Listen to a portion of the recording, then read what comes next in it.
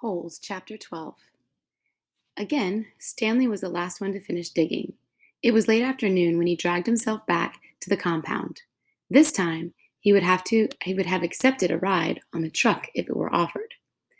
When he got to the tent, he found Mr. Pendanski and the other boys sitting in a circle on the ground. "Welcome, Stanley," said Mr. Pendanski. "Hey, caveman. You get your hole dug?" asked Magnet. He managed to nod. "You spit in it?" asked Squid. He nodded again. "You're right," he said to X-Ray. "The second hole's the hardest." X-Ray shook his head. "The third hole's the hardest," he said. "Come join our circle," said Mr. Pendanski. Stanley plopped down between Squid and Magnet. He needed to rest up before taking a shower. "We've been discussing what we want to do with our lives," said Mr. Pendanski. "We're not going to be at Camp Green Lake forever. We need to prepare for the day that we leave here and join the rest of society."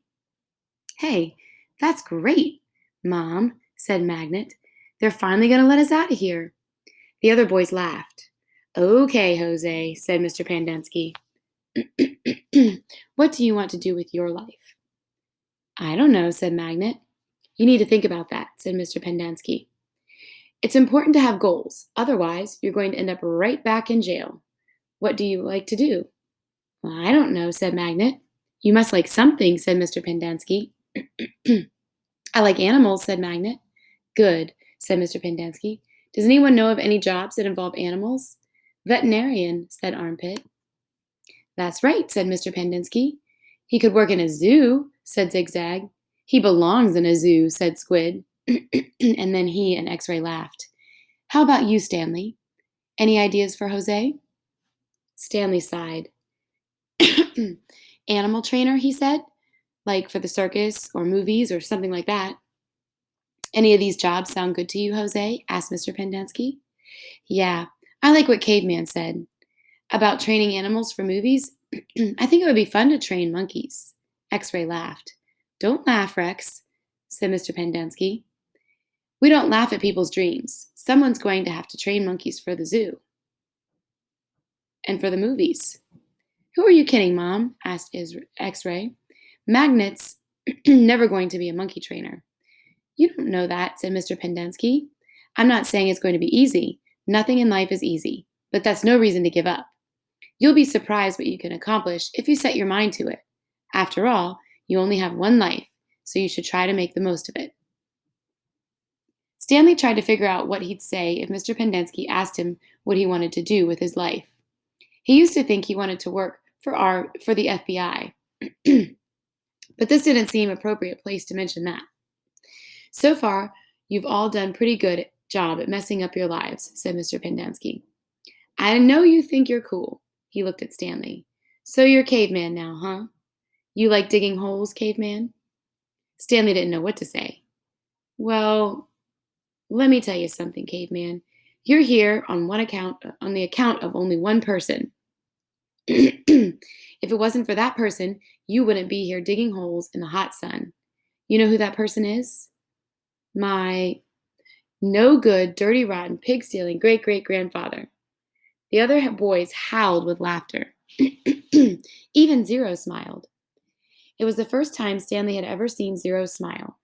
He usually had such an angry expression on his face. Now he had such a huge smile, it almost seemed too big for his face, like the smile on a jack-o'-lantern. "No," said Mr. Pendanski. "That person is you, Stanley. You are the reason you are here. You're responsible for yourself. You messed up your life, and it's up to you to fix it. No one else is going to do it for you. For any of you." Mr. Pendanski looked from one boy to another. "You're all special in your own way," he said. "You've all got something to offer. You have to think about what you want to do, then do it. Even you, Zero, you're not completely worthless." The smile had now gone from Zero's face.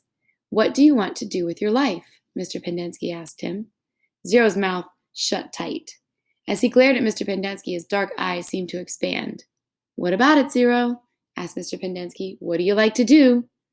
"I like to dig holes." Chapter 13.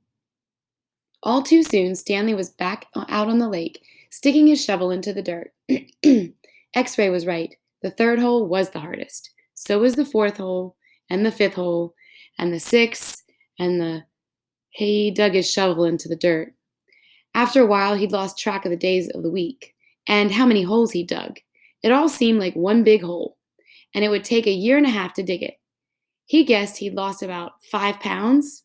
He figured that in a year and a half, he'd either be in great physical condition or else dead. He dug his shovel into the dirt.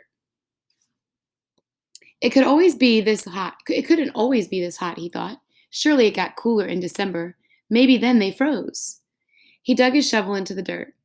His skin had gotten tougher. It didn't hurt so much to hold the shovel. As he drank from his canteen, he looked up at the sky. A cloud had appeared earlier in the day. It was the first cloud he could remember seeing since coming to Camp Green Lake. He and the other boys had been watching it all day, hoping it would move in front of the sun. Occasionally it got close, but it was just teasing them. His hole was waist deep. He dug his shovel into the dirt. As he dumped it out, he thought he saw something glisten as if it fell into the dirt pile. Whatever it was quickly buried. Stanley stared at the pile a moment, unsure if he'd even seen it. Even if it was something, what good would it do him? He'd promised to give anything he found to X-ray. It didn't seem worth the effort to climb out of his hole and to check it out. He glanced up at the cloud, which was close enough to the sun that he could squint to look at it. He dug his shovel back into the earth, scooped out some dirt, and lifted it over his pile of dirt. But instead of dumping it there, he tossed it off to the side. His curiosity had gotten the better of him. He climbed up and out of his hole and sifted his fingers through the pile. He felt something hard and metallic. He pulled it out. It was a gold tube. It was about as long and as wide as the second finger on his right hand. The tube was open at one end and closed at the other. He used a few drops of his precious water to clean it. There seemed to be some kind of design on the flat, closed end. He poured a few more drops of water on it and rubbed it on the inside of his pants pocket. He looked again at the design engraved into the flat bottom of the tube. He could see an outline of a heart with the letters KB etched inside. He tried to figure out some way that he wouldn't have to give it to X-ray. He could just keep it, but that wouldn't do him any good. He wanted a day off. He looked at the large piles of dirt near where X-ray was digging. X-ray was probably almost finished for the day. Getting the rest of the day off would hardly do for him much good. X-ray would first have to show the tube to Mr. Sir and Mr. Pendanski, who would then have to show it to the warden, and by then X-ray might be done anyway. Stanley wondered about trying to secretly take the tube directly to the warden. He could explain the situation to the warden, and the warden might make up an excuse for giving him the day off so X-ray wouldn't suspect. He looked across the lake toward the cabin under the 2 oak trees. The place scared him. He'd been at Camp Green Lake almost 2 weeks, and he still hadn't seen the warden. That was just as well. If he could go his entire year and a half without seeing the warden, that would be fine with him. Besides, he didn't know if the warden would find the tube interesting. He looked at it again. It looked familiar. He thought he'd seen something like it somewhere before, but he just couldn't quite place it. "What you got there, caveman?" asked Zigzag. Stanley's large hand closed around the tube. "Nothing. Just, it was useless. I think I might have found something. Another fossil? No, I'm not sure what it is. Let me see," said Zigzag. Instead of showing it to Zigzag, Stanley brought it to X-ray, and Zigzag followed. X-ray looked at the tube and then rubbed his dirty glasses on his dirty shirt and looked at the tube again. One by one, the other boys dropped their shovels and came to look. "It looks like an old shotgun shell," said Squid. "Yeah, that's probably what it is," said Stanley. He decided not to mention the engraved design. Maybe nobody would notice it. He doubted X-ray could see it. "No, it's too long and thin to be a shotgun shell," said Magnet. "It's probably a piece of junk," said Stanley. "Well, I'll show it to Mom," said X-ray. "See what he thinks. Who knows, maybe I'll get the day off." "Your hole's almost finished," said Stanley.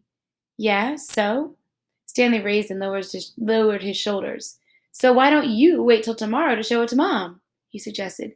You can pretend you found it first thing in the morning, and then you can have the whole day off instead of just an hour or so in the afternoon.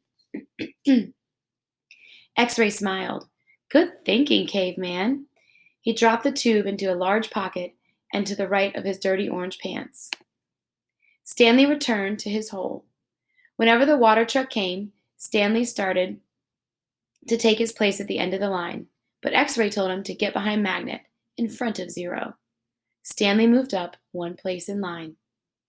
I hope you enjoyed chapters 12 and 13, and I hope you enjoyed still hearing my hoarse voice even on a day where I'm absent. Have fun with the rest of your day.